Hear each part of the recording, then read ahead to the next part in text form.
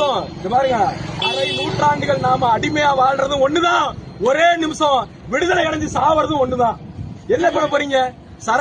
சரணடைந்து வாழ்வதை விட சண்டையிட்டு சாவது மேல் அப்படின்னு பிரபாகரன் சொன்னார். என்னங்க நடந்துரும்? போய்கிட்டு இருக்கோம் ரோட்ல, போகும்போது வண்டி வந்து இடிச்சு செத்து போயிட்டா யார் கேப்பா?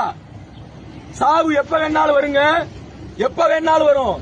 ஆனா ஒருத்தர் அடிக்கிறான்னு சொல்லிட்டு அந்த அடியும் வாங்கிட்டு அமைதியா இருந்தீங்கன்னா நாட்டுல எதுவுமே பண்ண முடியாது. நாட்டுல எதுவும் பண்ண முடியாது. அடிக்கு அடி, உதைக்கு உத, வெட்டுக்கு வெட்டு, குத்துக்கு குத்து, அதுதான் சரி. எப்படி முத்துப்பேட்டையில பிரச்சனை நடந்துச்சு, முத்துப்பேட்டையில ஒருத்தனை வெட்டா, ராஜேஷ்ங்கிற ஒருத்தனை வெட்டாங்க. திருப்பி அவன் இந்த தேசத்தை விட்டு போனாலும் சரி, இந்த ஏரியா விட்டே போனாலும் போய் கொண்டு பழிதித்தான்.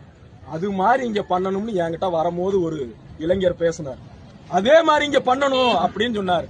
நான் சொன்னேன், தம்பி இது சட்டத்துக்கு விரோதம். அடிக்கடி உதைக்கு உத, குத்துங்க